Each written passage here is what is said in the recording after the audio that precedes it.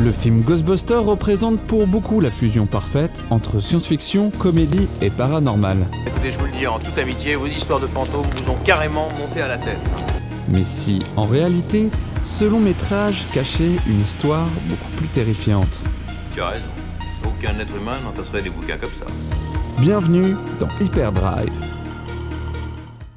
Bien sûr, tout commence par une histoire de fantôme. Dans son Canada natal, près de la frontière des États-Unis, la famille Aykroyd raconte au petit Dan de bien étranges histoires. La grand-mère de Dan aurait vu des Indiens marcher dans le jardin. Quant à sa mère, elle avait perdu le sommeil depuis qu'un couple de fantômes a commencé à l'épier pendant la nuit. Dan aurait même vu des lumières inexpliquées flotter à l'étage de la ferme familiale. Mais pourquoi l'ancienne bâtisse semble-t-elle être un foyer surnaturel?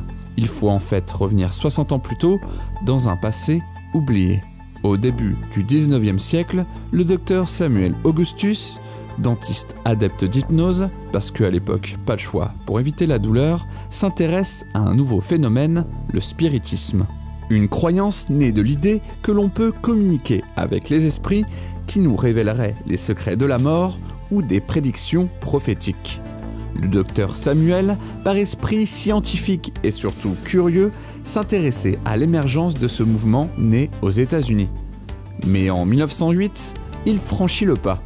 De l'autre côté de la frontière, à 50 miles de chez lui, se trouvait la ville de Lilydale, le berceau du spiritisme américain.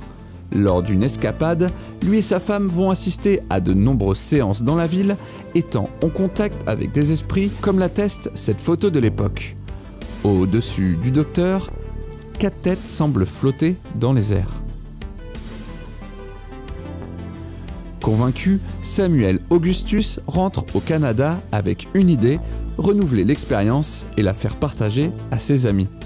Il créera alors en 1920 ce qu'on appelle un cercle, un groupe d'amis et de proches qui assisteront et participeront ensemble à des séances de communication avec l'au-delà dans la maison du docteur. Pour les aider, Samuel avait rencontré quelques mois plus tôt un jeune homme, Walter, qui prétendait être médium. Au fil des séances, celui-ci communiquera avec des esprits venus de la Chine médiévale, un prince d'Égypte et quelques Indiens. Parfois, une prédiction lui apparaîtra comme l'annonce d'un violent tremblement de terre qui se produira à quelques jours près en Amérique du Sud ou la banqueroute des États-Unis avec le jeudi noir pour les plus justes. Parfois, il s'agissait juste de l'apparition d'une lumière fugace ou alors de l'écriture automatique passant par Walter. Mais la plus grande réussite du cercle lors d'une séance fut la création fugace d'un ectoplasme. Une matière blanche et visqueuse sortant des orifices du médium et permettant aux esprits d'apparaître sous forme fantomatique. Les photos que vous voyez sont d'un autre cercle à la même époque et sont un peu flippantes. L'intérêt pour le surnaturel restera ancré dans la famille. Le grand-père de Dan voudra construire une radio pour capter les sons de l'au-delà. Son père lui fera découvrir sur le tard les carnets de Samuel Augustus et continuera à s'intéresser à la parapsychologie, l'étude du surnaturel. Dan, le garçon du début, lui, a bien grandi. Il est même maintenant un acteur reconnu aux États-Unis, ayant participé au Saturday Night Live, l'émission de comédie de référence, et créera avec son ami John Belushi le film culte Blues Brothers. À la recherche de nouvelles idées, Dan Aykroyd replonge dans la fascination familiale pour le surnaturel. Il continue d'ailleurs à s'intéresser de près aux nouvelles études qui sont publiées à son époque, et notamment que la physique quantique pourrait expliquer tous les phénomènes que lui et sa famille ont pu observer. Il imagine alors des spécialistes scientifiques qui pourraient accompagner tous ceux qui ont subi une expérience surnaturelle. Une idée qui commence sous la forme d'une pub à la télévision qui dirait « Nous vous croyons, nous pouvons vous aider ». Ghostbusters était né. Le film sera un succès faramineux, installant cette science-fiction humoristique au firmament.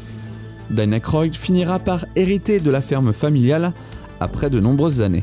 Voulant détruire la vieille bâtisse, il demandera à voix haute à feu son arrière-grand-père son accord.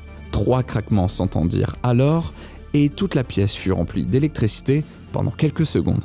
Dan Aykroyd décida alors de réhabiliter la ferme pour ne pas trop déranger les esprits qui y résidaient. Pour compléter la boucle, le nouveau film Ghostbusters Afterlife parlera lui aussi de transmission, avec des enfants découvrant un mystérieux héritage dans la maison de leur grand-père. Un bel hommage à Dan Aykroyd et à son histoire familiale qui allèrent aux limites de la compréhension humaine et furent à l'origine d'une franchise culte. A bientôt sur Hyperdrive.